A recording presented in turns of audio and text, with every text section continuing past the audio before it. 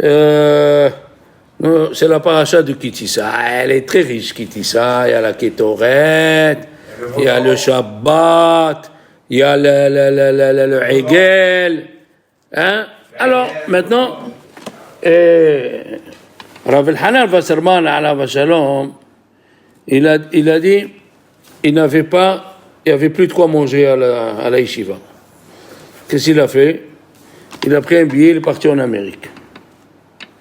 Il est parti en Amérique et il leur disait, il faisait une dracha, qu'est-ce que c'est le mérite d'aider dans une yeshiva qui étudie la Torah dans des difficultés à l'époque, je ne veux pas, en 1934, 35. Et il leur a dit, voilà, une semaine à la yeshiva, c'est $80 le manger. Un jour, c'est $10.11. Il a fait tout. Et il leur a expliqué, voilà, aidez-nous pour une semaine, pour un jour. Après, il est monté, le président de la synagogue.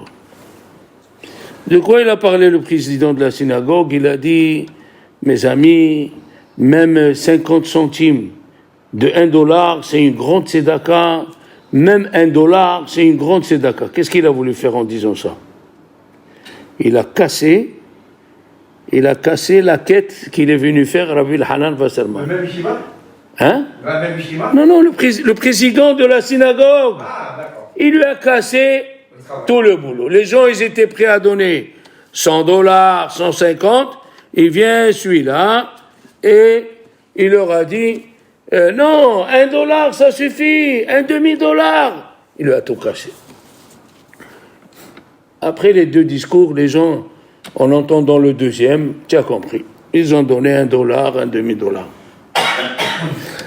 Après, il est venu le président, il lui a dit, je m'excuse, je pense que j'ai mal parlé peut-être, excusez-moi, mais moi c'est mon avis.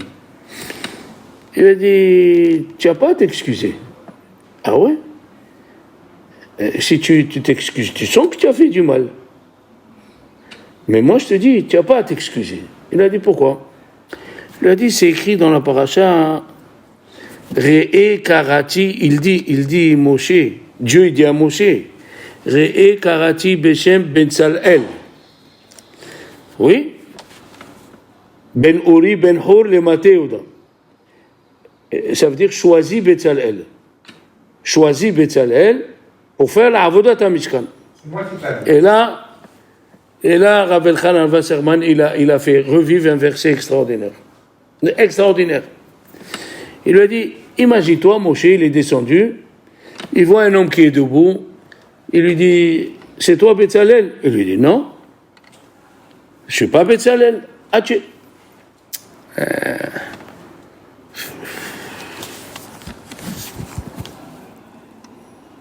C'est toi Betzalel?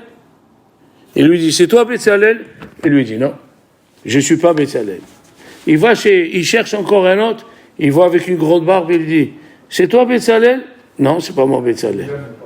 Est-ce que Moshe Rabbeinu va se fâcher à ceux qui lui ont dit non?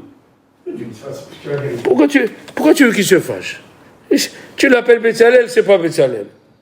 Oui ou non? Ah, regarde la chokhmah de Rav Elchanan Wasserman. Alav shalom.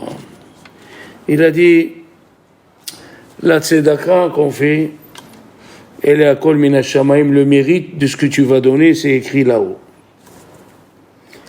Il a dit, si c'est pas écrit dans le ciel que tu donnes €50, ou $100, ou $50, si c'est pas écrit, est-ce qu'on va s'énerver contre toi?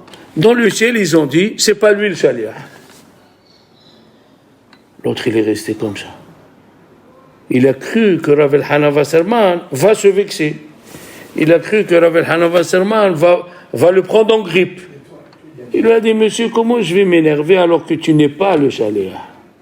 Alors que c'est pas toi. Comme ça, il a dit la même chose, Hafetz Haïm. Tu cherches quelqu'un. Oui, tu tapes à la porte, tu dis, Mishpaha ben Hamou, tu dis non. Alors toi, tu cherches Ben Hamou, et lui, c'est pas Mishpaha ben Hamou. Tu vas t'énerver contre lui? La même chose, il dit, Hafez Haïm, tu vas chez Hervé Abraham pour lui demander de tzedaka. Il te dit non. Tu n'as pas à t'énerver. C'est pas lui le shaliach. Et l'autre, il est resté. Les gens qui étaient autour, ils ont remis la main dans la poche et ils lui ont donné encore. Oui, monsieur. Lo nigzar alecha. Lo nigzar alecha. Il y avait un chassid, écoutez-moi bien. Il y avait un chassid, il est parti voir son rav, un grand Talmid Chacham. Et il fait des nissim. Il a dit à Rav, vous pouvez m'écrire une hamlatza. Hamlatza, c'est tu prends une feuille et tu fais une attestation que tu connais ce monsieur et il faut lui donner de l'argent. C'est un tzaddik. Ça s'appelle hamlatza. Rav Shach, il n'a jamais donné de hamlatza. Ils lui ont dit pourquoi. Il a dit parce que s'il voit mon nom, même celui qui est fauché, il va donner. Moi, je ne veux pas que les fauchés donnent. Il a dit, je ne donne pas de hamlatza. En tout cas, ce Rav, il est venu un hassid à lui, qui connaît bien. Il lui a dit, tu peux me faire une hamlatza, je dois marier ma fille. Il a dit, je ne peux pas. Je prie avec toi tous les jours. Je suis au tiche. Tu sais ce que c'est le tiche? Vendredi soir, quand tout le monde a fini de manger, c'est là où le Admour, il a fini ses prières et il va faire Hamotzi. Et il donne les restes de ce qu'il a, tout le monde se jette pour manger les restes du rabbi. Et il dit une Torah, ça s'appelle Torah. Une Torah. Il a dit, comment? Je suis avec vous, ça fait des années. Comment c'est possible? Il a dit, vous pouvez me dire pourquoi? Monsieur le Rav, je vais te dire pourquoi. Parce que si je te donne une hamlatza, et tout le monde me connaît, si tu vas chez quelqu'un qui me connaît, et tu lui dis, je veux marier mes enfants, et voilà la hamlatza du Rav, l'attestation. Et il te donne $1, qu'est-ce que tu fais? Et il a dit, je lui donne une gifle, je lui fais sauter la tête. Comment? Tu es le Talmid du Rav, du Admour, et tu donnes $? Tu n'as pas honte? Kavod Torah? Et il lui a dit, c'est pour ça que je ne veux pas te donner la hamlatza. Il lui a dit, je te donne la hamlatza à une condition. Devant le Sefer Torah, tu acceptes sur toi que même quelqu'un qui me connaît, et il te donne $1, tu dis, c'est pas lui le shaliach. C'est pas lui le shaliach. Qu'est-ce qu'il a dit? C'est pas lui, il n'est pas dans la liste. Chez le bon Dieu, il y a une liste de ceux qui ont le mérite de donner ces d'accord. S'il ne te donne pas, il n'est pas dans la liste. Il lui a dit d'accord. Quand il est sorti de la ville, chez qui il est parti? Il est parti chez un riche qui connaît ce Admour, que tout ce qu'il dit le Admour, il lui fait les yeux fermés. Il a dit, voilà, je viens avec la hamlatza du Rav, aide-moi pour marier ma fille. S'il lui a sorti $2. Donc, il a promis de ne pas s'énerver. Qu'est-ce qu'il disait? Il a dit, le Admour, il a dit, il n'est pas dans la liste. Le Admour, il a dit, il n'est pas dans la liste. Alors l'autre, il lui dit, qu'est-ce que tu dis? Il a dit, non, ça ne te concerne pas. Tu m'as donné $2, Toda Rabba. Et il se tourne et dit, le Admour, il a dit, il n'est pas dans la liste, le Admour. Il lui a dit, si tu me dis ce que tu viens de dire, je te donnerai une grosse somme. Il a dit, voilà, je suis parti chez le Admour. Et il m'a dit, celui qui ne te donne pas, il n'est pas dans la liste chez le bon Dieu. Je ne suis pas sur la liste. Il lui a payé tout le mariage. Je ne suis pas dans la liste. Rav Shach, moi je me rappelle une histoire. J'ai lu l'histoire de Rav Shach. Rav Shach, il est parti, il est venu le voir, un riche du Canada. Un riche du Canada, il est venu le voir à Hanouka. Il lui a dit, Rav, je peux vous assurer, sur la Torah que vous étudiez, aujourd'hui, je viens de perdre $1 million canadiens. Et il voit Rav Shach qui continue à prendre son café. Il dit rien. Il dit, Rav, vous avez entendu ce que je vous ai dit? Il a dit, oui, c'est ta faute. Ma faute? Il dit, tu te rappelles que tu es venu en juillet me voir? Il lui a dit, oui. Je t'ai dit, il y a une orpheline que je dois marier, mais il faut $100,000. Qu'est-ce que tu m'as dit? Ah, Rav, c'est ton si, c'est... Je lui ai dit, écoute-moi, chez le bon Dieu, il a incarné, la moitié c'est les donateurs, ceux qui donnent, et la moitié c'est ceux qui reçoivent. Moi, j'ai cru que tu étais du côté de ceux qui donnent, dans la liste, dans la rishima de ceux qui donnent. Tu as dit que tu n'as pas, tu vas passer de l'autre côté. Oh, la peur qu'il a eue. Il lui a dit, Rav, qu'est-ce que vous me dites? Il lui a dit, le monde, il est divisé en deux. On te demande, tu ne donnes pas, tu n'es plus dans la rishima des donateurs. Léoshiv, imnedivé, amo. Il a sorti le chèque. Il faut savoir, dans le ciel, il y a une rishima. Ou tu es du côté droit des donateurs, ou tu es du côté gauche des receveurs. Après, ne dis pas pourquoi il t'arrive ça. Parce que tu t'es manqué. Tu t'es manqué envers les pauvres. Tu t'es manqué envers les pauvres. Eh ben, ne viens pas rouspéter chez le bon Dieu. Pourquoi Dieu nous a donné la richesse? Pour faire du bien autour de nous. Que ça soit ton frère, que ça soit ton fils, mais fais du bien. Amal khair, c'est le khair. Voilà. Il a Rabbi Shalom Messas, le jeudi, lui il est mort Shabbat. Alors le jeudi, il est parti au Kotel. Il a vu des petits-enfants, les gens autour, avec les parents, il a appelé le responsable, il lui a dit, qu'est-ce que vous faites? Il a dit, nous, tous les étés, on ramasse tous les enfants qui n'ont pas pour payer talit et tefilin, et on fait monter l'enfant, le père et la mère, c'est tout ce qu'on peut faire. Et on lui achète les tefilin. Il lui a dit, combien ça coûte tout ça? Il lui a dit 60 000 shekels. Il a sorti un chèque, il a fait 60 000 shekels, il lui a donné. L'autre, ils ont un brachot, Arav, Shalom, Messas, que Dieu te bénisse. Vendredi, il est venu chez sa femme, ça va. Il dit, moi, ça fait longtemps. On ne reçoit plus les lettres des yeshivot pour qu'ils aient une bracha, un coup de main. Il lui a dit, oui, j'ai des tonnes, il lui a amené.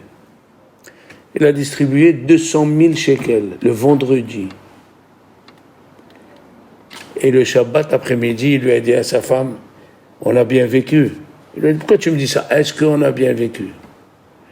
Est-ce que je t'ai vexé? Il lui a dit, non, on a bien vécu. Il lui a dit, alors, c'est le moment que je m'en vais. Il lui a souri, il était assis sur son fauteuil, il a souri, et la Neshama, elle est partie.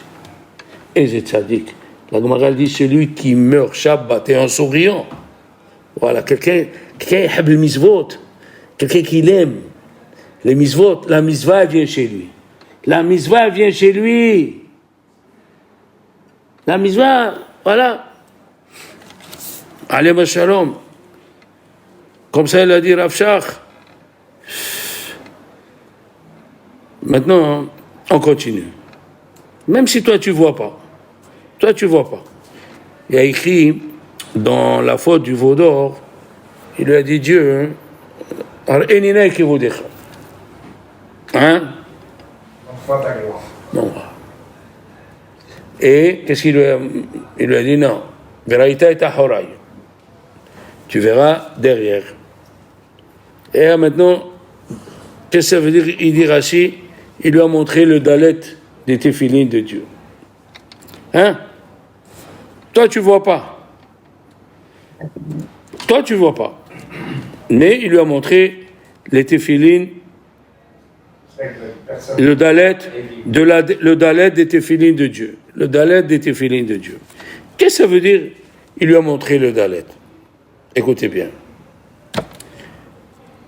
Veraïta et tahorai, ufanai lo yera'u. Il a dit le Hatam Sofer. Aïliger Torah. Il a dit une chose extraordinaire. Il a dit l'homme, il veut comprendre ce qui lui arrive. Mais Dieu, pour qu'il ait la récompense, il ne lui montre pas. Mais après quelques années, il voit que ce qui lui est arrivé, c'était pour son bien. C'est ça les téphilines, c'est ça le dalet. Dalet chez le téphilin. Le dalet chez le téphilin, il est partagé entre deux lanières. La lanière droite et la lanière gauche. Et il ne sait pas pourquoi il lui arrive ça. Mais à la fin, si les deux lanières, oui, se rejoignent dans les téphilines de la tête. Et dans les téphilines de la tête de Akadosh Baruch Hu, qu'est-ce qui est écrit? Micha mocha Israël am echad baaretz. À la fin, il voit que tout ce qui lui arrive, c'était calculé. Mais nous, on veut voir, on veut savoir, on veut trouver un rave comme Arizal qui te dit pourquoi tu as mal à l'épaule. Pourquoi tu as mal à l'épaule? Parce que tu parles après Maïm Haronim. Et c'est écrit Tekef lintila beracha. Tekef otiot katef. D'accord? Veraita et ahorai. Upanai lo yerao. Hein? Comme à Purim. À Purim, c'est écrit dans la paracha. À Purim, faut pas que je me truque. Qu'est-ce qu'il y a écrit à Purim? On met quoi? Qu'est-ce qu'on met? Les masques. C'est quoi cette histoire de mettre les masques? Et Harama, il amène.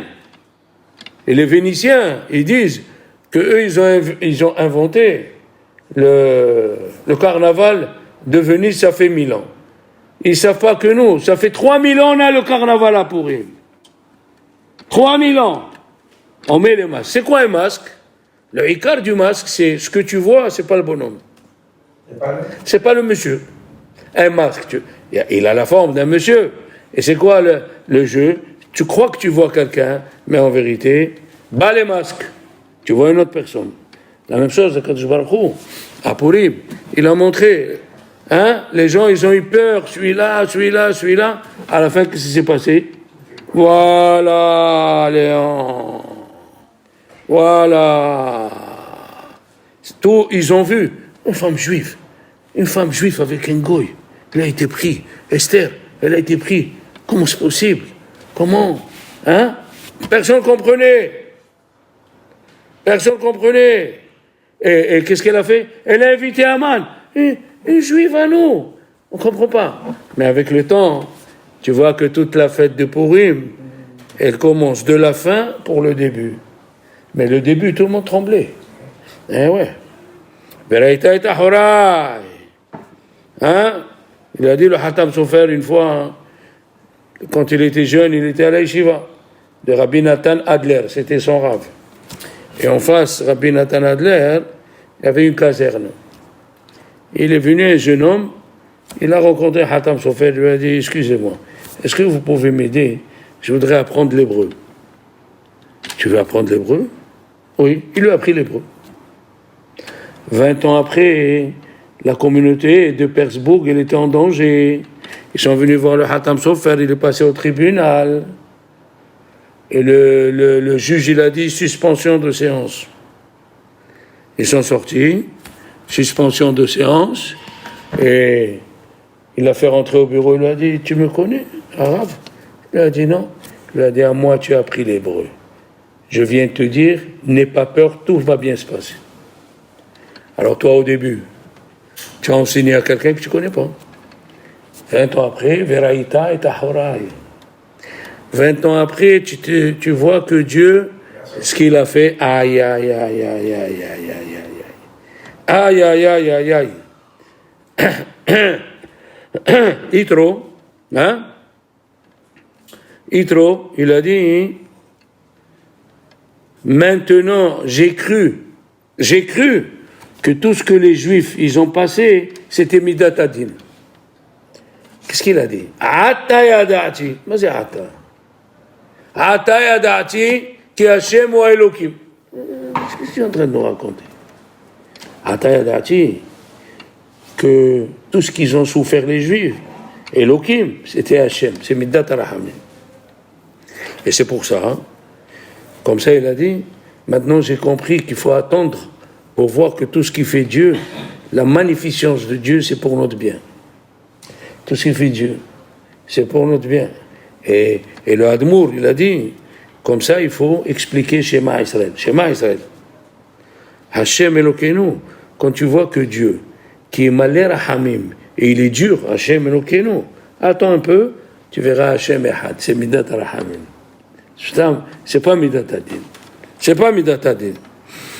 Qui gadol, aïe, aïe, aïe, aïe, aïe, aïe, aïe, aïe. Comme ça, il dit, le Hatam Sofer. Et il a dit, le Kolarié, c'est un rave qui était l'élève du Hatam Sofer. Qu'est-ce qu'il a dit? Il a dit, je vais continuer sur la lancée, sur l'idée, sur la lancée du Hatam Sofer. Il a dit,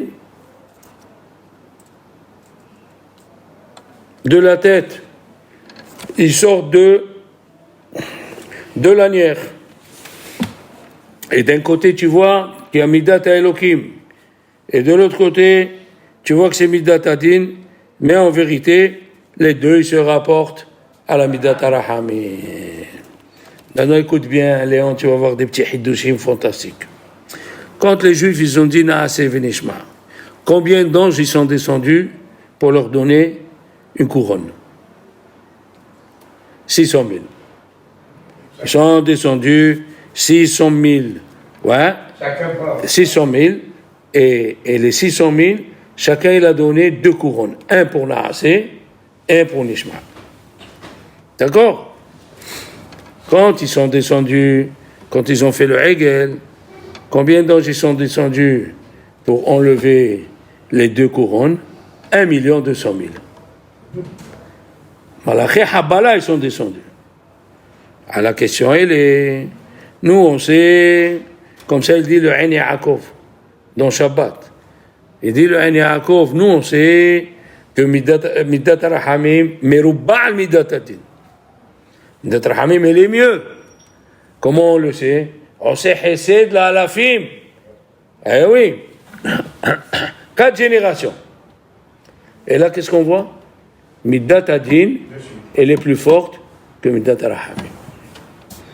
Il a dit, le Ein Yaakov, non, c'est nous qu'on n'a pas compris. Tu as compris la question? J'ai compris, mais... 1 200 000, Malachi Habbala, ils sont descendus. Comment il a fait ça? Alors que Midat Rahamim, mais Rubbam et Midat Adin. Ah! Il a dit, le Khatam Sofer, oi. Le fait de faire descendre 1 200 000, chacun il est venu accuser les enfants d'Israël. L'accusation, elle s'appelle Hamtakat Adinim. C'est là où ils ont radouci la halakha. Au lieu que les Juifs ils reçoivent une grande tannée, comme il a amené plusieurs accusateurs, et chacun il est devenu petit, comme il y a 1 200 000. Alors eux, qu'est-ce qu'ils ont cru les Juifs? 1 200 000, mais en vérité c'était pourtant bien. Pour que chacun, il ne sait pas ce qu'il dit l'autre, et l'autre, il ne sait pas ce qu'il dit l'autre, ça va être Hamtakat Adinim, ça s'appelle. Eze Hiddush. Mamash. Velo yavo'u le'astin. Comme ça, il dit, le Kol Arié, Alav Shalom. Il a écrit dans les malédictions, Batsar lecha umtsa'ucha kol hadevarim ha'eli.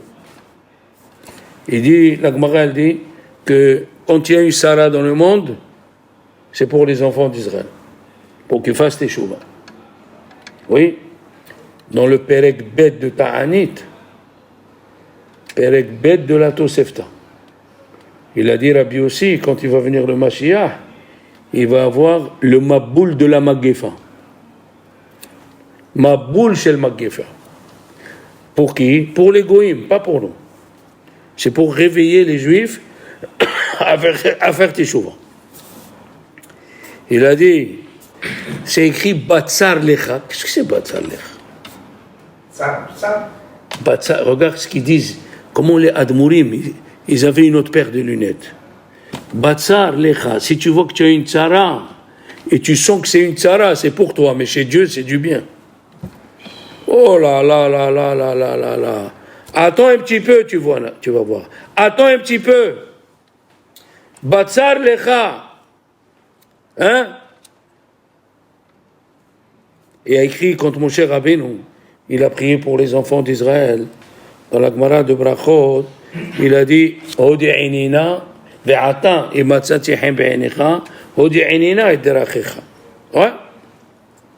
Qu'est-ce qu'il voulait comprendre, mon cher Rabbeinu? Pourquoi tzaddik?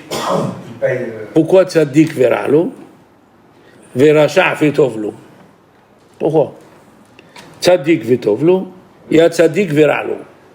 Il a dit le Baal HaTanya, alav shalom, Rabbi Shineur Zalman. Tzaddik veralo.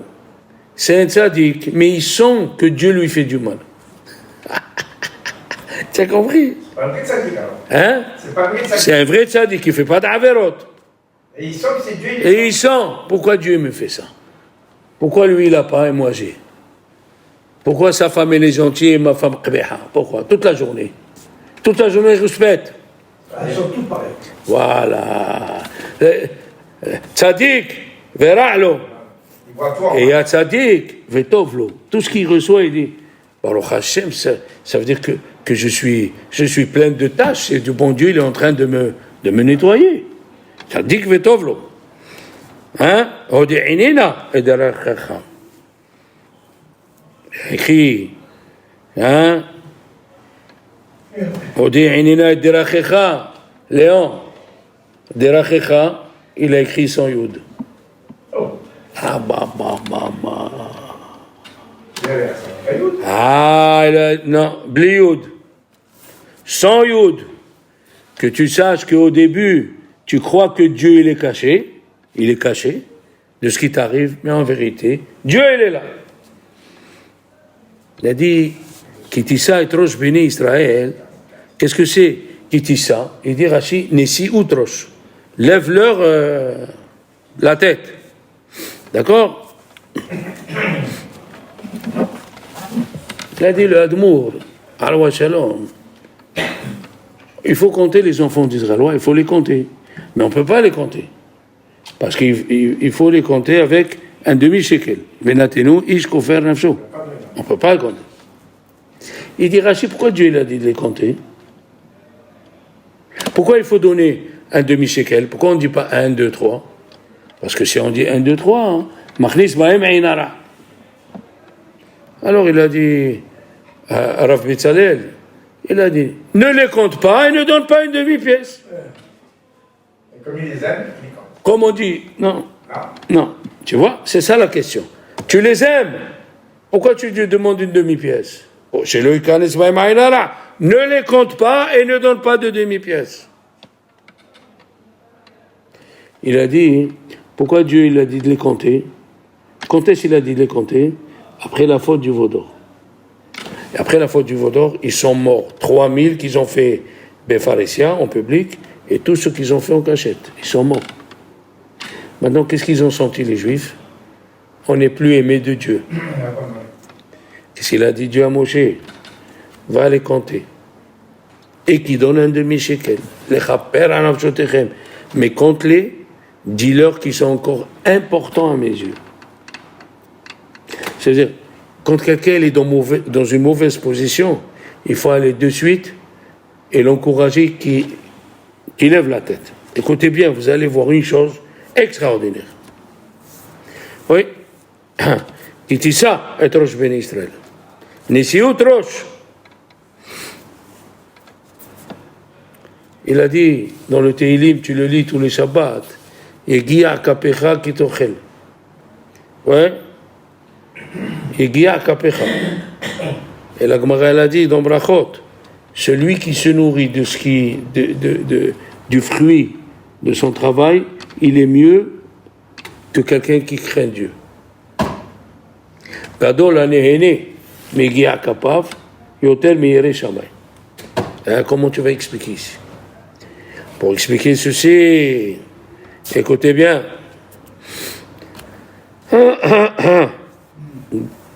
Gadol, anene migi akapav, yoter, mirat shamay. Écoutez bien. Comment c'est joli les Hasidim, comment ils expliquent les choses. La Gemara dans plusieurs endroits, dans Kiddushin, dans Psahim, elle a dit Caché Bezonotav Shel Adam, qui Kriat Yamsouf. Elle a comparé le gagne-pain des gens comme le Kriat Yamsouf. Pourquoi comparer? Il a dit Rabbi Hsiel Mikouzmir. Quelqu'un qui est tombé dans l'eau. On a peur, on veut le sauver. Mais si la tête elle est au dehors de l'eau et il nage, qu'est-ce qu'on dit? Il sait nager. Hein? Il sait nager. Il sait nager, il va être sauvé. Mais si on ne voit pas la tête, il a dit, Gadol, Anehene Megia Kapav. Il a les mains dans la parnassa, mais la tête elle est au dehors de l'eau. Il a la émouna. Celui-là, il est mieux que Yerei Shamayim. C'est quoi Yerei Shamayim? Il ne travaille pas. Oui? Et si on ne lui donne pas, il commence à dire pourquoi on ne m'a pas donné. Pourquoi ce mois il n'est pas comme les autres mois? Non. Il a dit comme ça, avec une allusion. Dans la Gemara de Kiddushin, c'est écrit, il faut apprendre à son fils à étudier la Torah et à nager. Bimir, il dit, il faut lui apprendre la Torah et à nager. Astra a dit nager et étudier la Torah. À nager, c'est quoi nager? La tête, elle soit toujours dehors. Il leur a dit à Kishbarchou, Kitissa, il a dit Dieu à Moshe Rabbeinu, Kitissa et Rosh ben Israël. Tant qu'ils ont la tête, fais-leur sortir la tête. Tant qu'ils ont la tête au dehors, tant qu'ils ont la tête au dehors, de l'eau, ils peuvent être sauvés. Mais quelqu'un qui rentre dedans, et chaque fois qu'il a les épreuves, hein? Pourquoi? Parce que Derachecha, c'est le spirituel. Et le spirituel, tu dois travailler pour l'avoir. C'est pas cadeau. La parnassa, elle est entre les mains de Dieu. Mais l'étude de la Torah, elle est entre tes mains. Il a dit un grand rave, c'est pour ça qu'on dit dans le Hallel, quand on veut prier pour la parnassa, qu'est-ce qu'on dit? Ana Hashem, Oshe Ana. C'est là où on remue. Mais quand on dit Ana Hashem, Atzlehana, on remue par le... Pourquoi? Parce que toi, tu dois faire ta parnassa. Ana Hashem, Oshe Ana. Après que tu as fait ce qui t'incombe sans te mettre en danger, Ana Hashem, Atzlehana. C'est Dieu qui te donnera la Atzlaha. D'accord? Ok.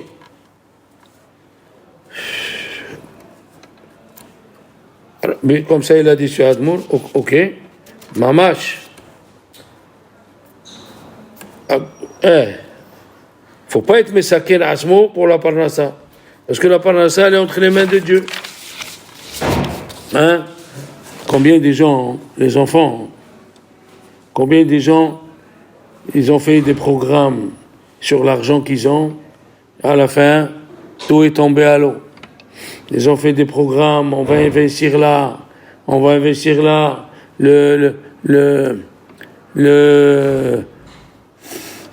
shekel était à 5,60, tu te rappelles?